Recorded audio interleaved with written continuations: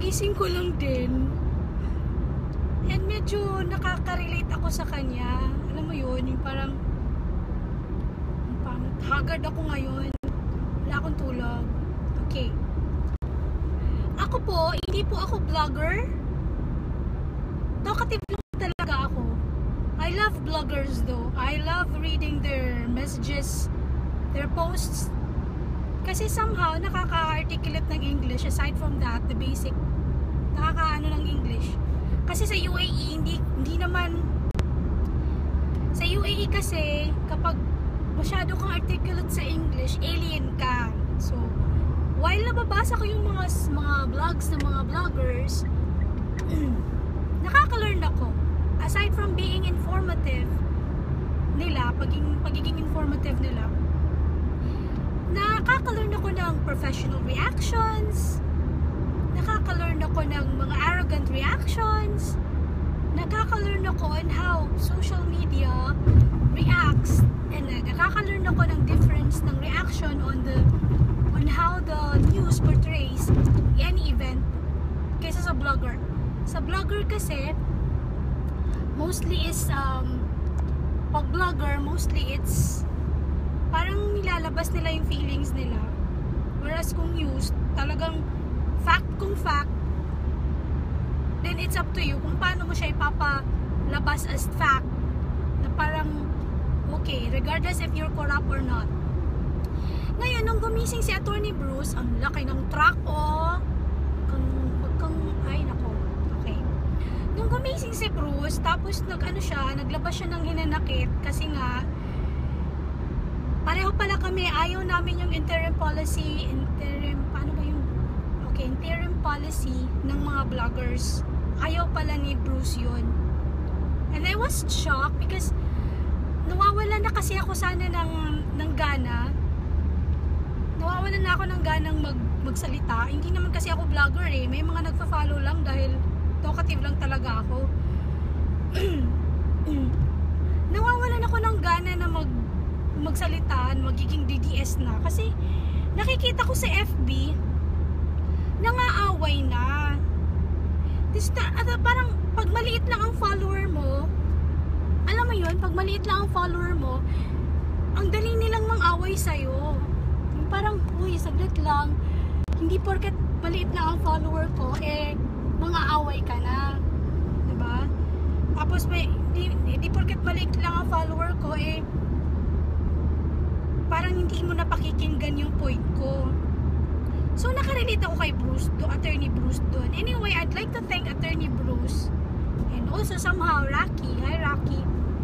Kasi sila yung mga taong napapansin ko na they have reactions, they have this knowledge, information, and then smart sila enough to react kasi may mga basihan sila. Pero, they don't react in a way na nagpapadala sila ng feelings nila. Kasi they act as per their, based on the essence of being a DDS. Yung parang essence nila of being a DDS is, the main purpose nila is tumulong. Tumulong na ma-inform ng mga tao what's the real thing and what's the feeling of mga mahihirap o yung mga feeling ng yun nga, yung pinaglalaban din ni Duterte. Ngayon, nagme-message sila, nagko-comment sila, kung sino yun. Akala ko, ang kaaway ni attorney is yung mga kasama niya sa hotties.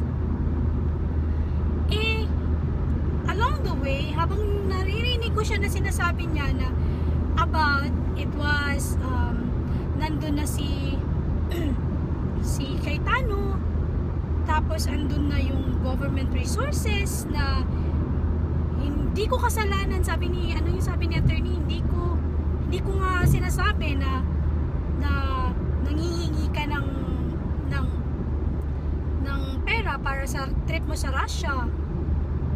Parang, ay, alam ko na to, I know this person.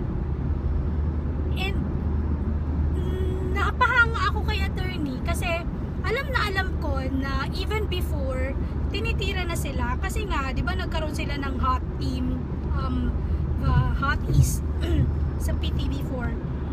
Tapos yung ibang vloggers wala nun. Si attorney kasi hindi naman siya masyadong nagpo-post, nagre-react lang siya on whatever issues. Yun lang major ang pinopost niya. Hindi yung kada minuto may post talaga. Hindi ganun. Tapos si Rocky, tapos si Drew, tapos si Madam MJ, na-appreciate ko kasi nakikita kong nagre-react sila sa mga vloggers na serious on topic. Dun lang sila nagfo-focus. And they're trying to make it appear na the content of what they're saying is purely because may something na na-oppress. It's not because they want to just talk about it and then say something bad about it. Hindi po ganun. Tapos nung unang release nung Hotties nung PTV4, nakita ko parang kinakabahan sila lahat. Tapos parang pinipigilan nila ang sarili nila na magsalita ng sandali lang, baka hindi na ito magkakasunod pa, baka ito na yung last. Tsaka parang nape-pressure sila, nahalata mo naman nape-pressure sila na, gosh, how many followers na tayo? Tapos ninamadali nila yung comments nila. The first nun is yung Sona Sona reaction nila, na natawa ako. Tapos ang cute pa dun is si Rocky. Si Rocky nung parang alam mo yun, na parang nagpapakit lang, na parang ang dami niyang gusto sabihin, pero pag may sinabi siya, sandali lang, pag sinabi ko to, baka mali ako, or parang baka hindi na masundan, or baka maraming magsasabi, maraming magko-comment, ganun. And then here comes attorney. Si attorney kasi, wala siyang pake kung magfa-follow ka sa kanya, and nahalata mo rin na hindi naman niya alam na marami na pala siyang followers. Naalala ko minsan, dati na kasi akong follower ni attorney. The time na nalaman ko na nung tumakbo siya is nandun siya with Sarah, with Mayor Sarah, kasi classmates nga sila. So ang nangyari, napansin ko kay attorney na parang wala akong pake, kasi either I do this or not, I have a career, attorney ako. And then I'm doing this because dahil mabait ako, at dahil alam kong makakatulong to sa mga taong na-oppress. Doon pa talaga ako na-touch sa ginawa niya nang pumunta siya ata na I think Hong Kong. Tapos may kababayan ako from Zamboanga na may cancer. Tapos umiyak siya. Tapos nangihingi siya ng tulong. From everyone, kung sino yung may taong tutulong dito sa tao na to, kasi nga may cancer siya. Doon ako na-touch sa ginawa ni attorney, na parang he's not just a blogger, he's not just an attorney, may puso siya. The purpose and the main core kung bakit niya ginagawa yun is because he wants to help and he wants to influence people na wala naman masyadong alam. Tapos, minsan nag-post si attorney ng picture na nakahubad siya kasi nga friend daw niya yun, may picture daw yun ng friend niya, tapos parang natakot, hindi naman natakot, pero parang inunahan niya na yung friend niya na baka ibulgar yun, so unahan na niya.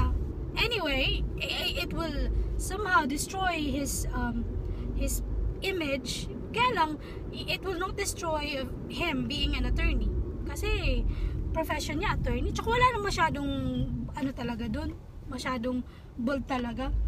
So siya yung tipong parang ako, yung parang I want to help because I have the heart to help and I am capable, I know that I am capable of helping, pero it doesn't necessarily mean that I'm helping because I want to gain followers and I want to become influential masyado, or I want to gain popularity.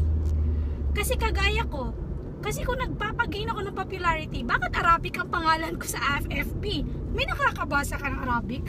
Hindi, I want some name sana na yung tatatak sa tao na madali akong itag. Kaya lang hindi eh. So nung nalaman ko, napansin ko na yung parang pinariringgan ni attorney is si TP nga, hindi naman niya, actually attorney is so good, he's so kind, na hindi niya minention yung pangalan kasi nga maraming followers. And mahahalata mo na his purpose of doing it is not because to pin that guy down or TP down feel ko lang talaga si TP yun eh. It's because he wants to speak out in behalf of his friends na na-offend na. Ang ikinakagalit ko lang is bakit kasi kailangan mang-offend? Alam mo yun, yung parang bakit kasi kailangan meron tayong tinatawag na ano yun, mining, tapos outsourcing, ano yun, outsurfing, tsaka mining. Eto na nga sinasabi ko eh, dahil dyan sa interim policy na yan, everybody's trying to endorse fanaticism. Aside from fanaticism, hatred. Parang nagkakakompetensyahan na kung sino ang pa-follow sa kung sino. Nagkakakompetensyahan na kung sino ang nagsasabi ng totoo o hindi. Kasi they have to prove themselves to their followers. Eto na yun. Eto na yung sinasabi ko that I hate that interim so much. If you have to create a society of bloggers, ba't kailangan ng accreditation? I mean, people want to speak out just because they want to. It's not because somehow they want to gain followers or they want to gain popularity. Kung tutulong ka talaga, hindi yun magiging purpose mo. And besides, it's bad to use it na yun yung purpose mo, tapos gagamitin mo yung DDS para sumikat ka and para mailabas mo yung ano nararamdaman mo. Insecurities na yan nilalabas mo eh. You're not speaking on behalf of a people, dude. You're speaking in behalf of your insecurities inside. Yung insecurities mo inside na nilalabas mo, na feeling mo konting-konti lang yung followers mo, tapos tinitira mo yung ibang tao kasi sila may show, tapos ikaw wala, nasa gobyerno ka na, diba? I think that's enough, diba? Ang purpose mo from the very beginning is to help. Or baka mali naman ako, baka hindi ayaw mong tumulong, gusto mo lang talaga magsumikat, gusto mo siguro maging boy abunda. Di sana nag-chismax ka na lang ng mga artista. At saka wag mong titirahin yung mga taong tumutulong from the heart. Kasi sila yung nasasaktan masyado yan eh. Kasi from the heart sila tumulong eh. Hindi naman yan ginagawa nila just to gain the follower or become popular. Si Attorney Bruce po, popular na po yan when he became the attorney of Napoles. Diyos ko. And you don't know how intelligent he is. Hindi. Kahit ho magpalit ng administrasyon, kahit ho hindi na si Duterte, attorney pa rin yan. Kahit hindi siya mag-vlogger, okay lang. Kaya lang, if you think about yourself na gusto mong sumikat, gusto mong marami kang follower, dahil nga advocate ka ni Duterte, dude, huwag kang manira ng tao. I'm not saying this because I have a personal grudge siya. I do have before, kasi nagsuggest ako before sa kanya ng something na feeling ko nakakatulong ako. Kaya lang, I think hindi niya nakita na gusto ko siyang tulungan. I think nakikita niya ako as a competitor na parang gusto siyang i-pin down, which in fact it's not my purpose. In fact, gumawa pa ako ng app, mobile app para sa kanya. Nilagyan ko pa talaga ng TP para lang makatulong sa kanya to pin down Rappler.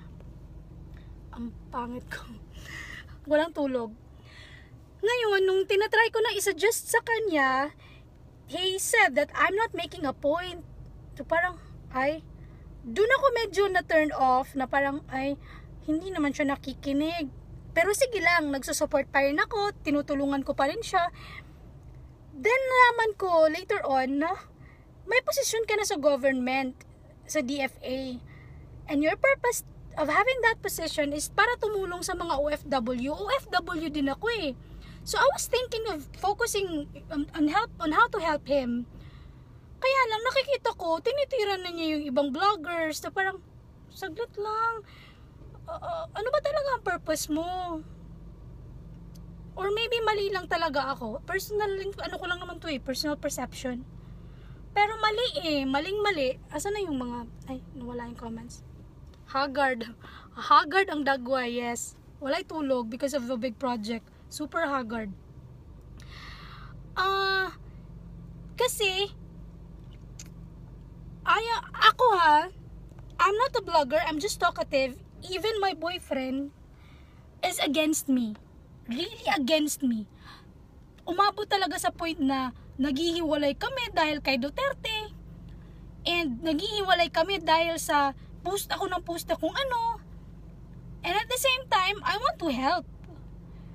And then I admire so much people like attorney na aside from the fact na meron siyang connection na si Sarah nga, may profession pa siya. He has all the right to tell about the law and to react in terms of law-related issues. Kasi attorney siya pinagkakatiwalaan mo siya. Haggard ako. Sorry naman, huwag mo mukha ako. Wala akong tulog for 3 nights. Anyway, ang ayaw na ayaw ko is when you post an issue talking about banking system and you're not a banker and you're not willing to accept any opinions about it from a banker. Second, you are trying to post or to react any type of lawful issues, issues about law when you're not an attorney. And hindi ka naman marunong makinig sa attorney. Tapos tinitira mo nga attorney. And another thing is, before ka tumira ng somebody against Duterte, try to be fair and try to be, how you call that? Yung parang, hindi naman masyadong subjective sana. Parang, asa na yung responsibility mo tumulong ng OFW? Wala naman ako naririnig na meron issue about it. Parang, okay, andun ka sa trabahong yun, focus on the issues about TFA, about hindi yung titirahin ng isang tao na wala ka namang basis. At saka si Rocky talaga tinira mo. Si Rocky pa yung nakikita ko talaga sa lahat ng vlogger na yung parang yung parang ang bait, yung parang kung lalaki lang sana, Diyos ko. Unang-una ko nakita, shit, may gwapong vlogger sila attorney. Pagkatingin ko talaga, ay, sayang. Yung parang ganun. Si Rocky talaga. si Rocky pa talaga yung, basta, si Rocky yung tipong vlogger siya, marami na siyang followers, kasama niya sila attorney, pero sa mga maliliit na tao, nila-like niya, nire-replyan niya, kino-comment niya, kahit ang dami na, yung parang sila ni attorney, hindi sila namimili ng tao. Pag nakikita nila na may patriotic ability or personality, yun, nasuportahan nila. Kaya lang, nagiging pangit na yung vlogging this time. Tumitira na. Tapos gusto nyo pang patayin yung TradMed. Ba't nyo gustong patayin yung traditional media? May mga namamatay na news anchor dahil sa ginagawa nila yung trabaho nila or dahil passion nila yun. Tapos papatayin nyo lang yung buong media ng ganun. Hello vloggers, I'm sorry.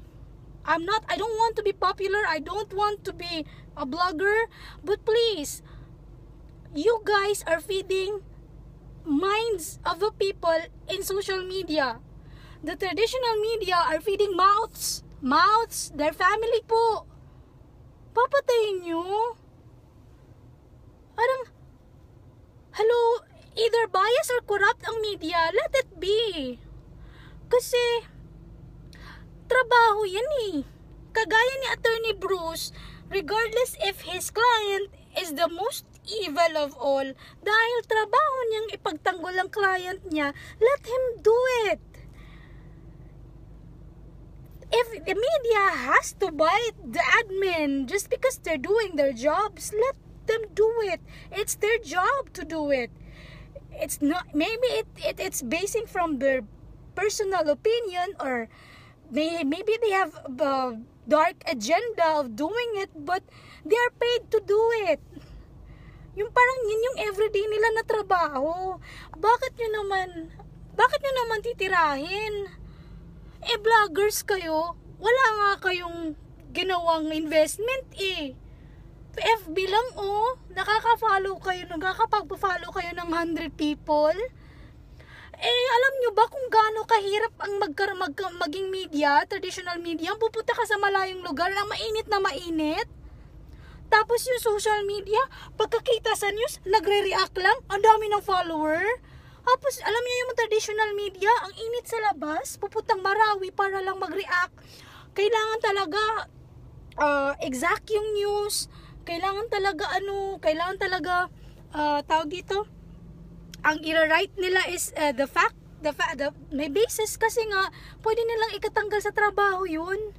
Kayo, pag nagbablog kayo at nagkakamali kayo, natatanggal ba kayo sa FB? Nagkakaroon lang kayo ng less follower, may nag-unfollow lang. Ba't nyo kailangan tirahin yung traditional media? You're so unfair naman. Bakit pa tayo nagkaroon ng journalism na subject or journalism na course kung tatanggalin nyo lang pala yung traditional media? It's unfair. Para sa akin, it's very unfair, and it's not right. Printing, let's just say printing, international publications. Pag nawala yung traditional media in the Philippines, international publications na lang. May manghihingi sa'yo ng report regarding sa Philippines. Sino ang i-refer mo, vlogger? Sino ang i-refer mo?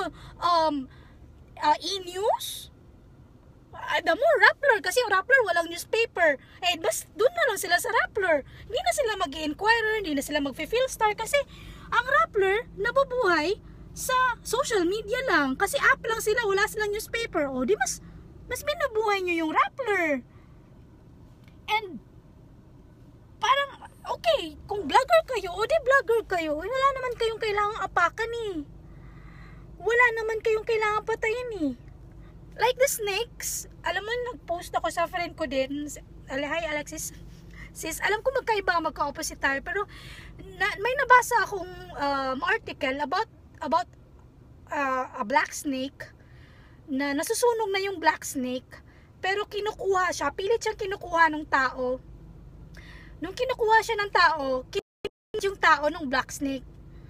So syempre nilet go niya, pero pilit pa rin niyang kinukuha dun sa apoy yung black snake, kinakagat pa rin siya. So yung may isang tao nakapansin, sabi niya, bakit mo pilit kinukuha yung black snake? Kinakagat ka nga. Alam mo yung sagot niya? The snake itself, nature na yung kumagat. Kaya lang, kapag nature niya ang kumagat, ng snake na kumagat, ba't mo naman pipigilan ang nature mo, ang essence mo tumulong? Dahil may snake na kumakagat. Ang essence and main purpose mo kaya ka nagiging vlogger is tutulong ka. Hindi dahil gusto mong coveran yung ego mo at insecurities mo. The purpose siguro is dahil gusto mong tumulong. Except na lang kung ang vlog mo about food and about photography and about pure brands and you're selling something, mapaputi ng kilikili, okay, fine. Kaya lang, your purpose of vlogging from the very beginning is about DDS and about democracy and about the Philippine status. Yun, stay mo ang essence mo doon na tumulong. Not necessarily papatayin mo yung traditional med dahil nagiging fake or nagiging bias. Let them be. Because before you exist, bias na yan. From the time na namatay si Cory or even before Spanish era siguro, bias na yan. You cannot kill them and do not try to kill them because you can never exist too if they don't exist. Ikinagagalit ko yung mga tao na galit sa fake news, pero sila chika naman ang chika ng kung anong walang basihan. Anong tawag mo doon? Hindi yun fake news. Chikadora ka lang talaga, ganun. Yung ka lang, marami sa tao ngayon ang walang alam about law. Marami sa tao ngayon ang hindi nakakaalam dahil hindi naman sila sa gobyerno nakaposisyon. When you say something from your mouth at saka nandun ka sa government, may posisyon ka, it becomes true to them. And it becomes not fake news to them, whatever you say. So parang pinapatay mo yung traditional media which has the factual basis somehow, hindi lahat ha, versus you in a position in the government blogging something, the people would think somehow that you are right. Minsan ka nang mali, ayaw mo din tanggapin na mali ka. It's your prerogative if you don't want to accept na mali ka. But wag kang manira ng taong especially na may profession like attorney. Dude, kahit sampalin ka ng book of law, wala kang magagawa, may karapatan siyang sampalin ka.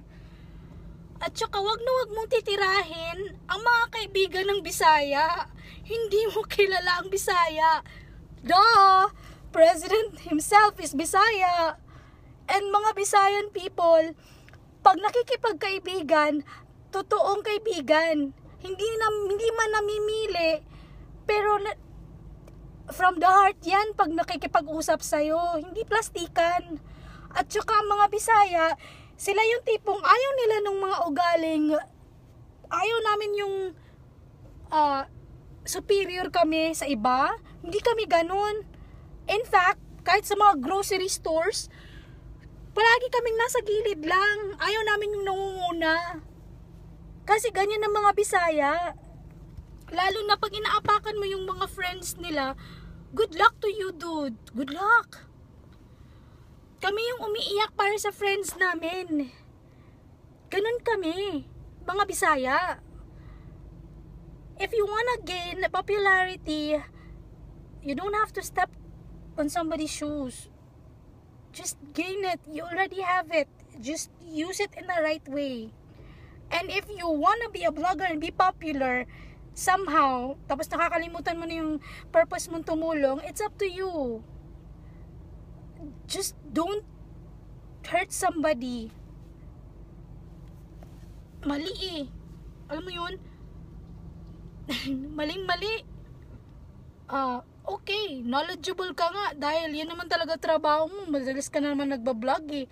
Kaya lang, being knowledgeable and being intelligent is different from being kind and being, ang tawag doon, helpful and generous.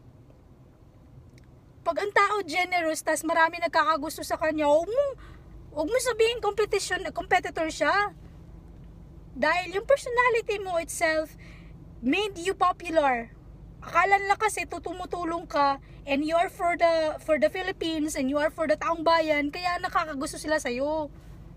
But if you are using somebody's kind heart just for you to gain popularity, dude, boss. Oo, yun na nga. Kasi siya yung tinutukoy. For me siya yung tinutukoy ni Attorney Bruce. Nakita niyo yung vlog, last live ni Attorney Bruce, na halos umiiyak na si attorney. Hindi umiiyak, parang affected siya dahil tinitira yung mga kaibigan niya. At affected siya dahil may sinasabing masama about the hottie in PTV4. At saka I appreciate Attorney Bruce for every time na nagla-live siya, nagte-thank you siya always sa followers niya dahil natatouch siya, fina-follow siya. In which hindi niya hinihingi, which is true. Hindi siya yung tipong pag nagla-live, sasabihin, hoy, ano ba naman yan? Utang na loob, mag-share naman kayo, yung pinapilit. Hindi, basta-basta na lang kami nag-share kasi nafe-feel namin ang ganda ng topic. Or baka kailangan niyang gawin yun dahil nga I just think that you don't have to step on somebody's shoes, especially Bisaya people. That's it. Yun lang. Haggard lang ako at bahay na po ako. Wala ho akong tulog for the past 4 nights because of a 200 million dirham project. So, 200 million ba naman yan? Hindi mo tutulugan Ay! Nako. Cross our finger. Anyway, thank you, Bruce, for voicing it out. At least alam ko ngayon na hindi ako nag-iisa dun na naging against dun sa interim policy ng mga vloggers. At least alam ko, shit, may attorney akong taga-speak out. Hindi man tayo friends, si Rocky lang yung friend ko. Pero I appreciate you guys. I will continue to ask everyone, 7,000 of my followers, charos, kasama yung mga Arabic at mga Indian, na i-follow kayo. Kasi I think your team has a good heart and has an essence of just really helping people, not gaining popularity at all. That's it. Bye.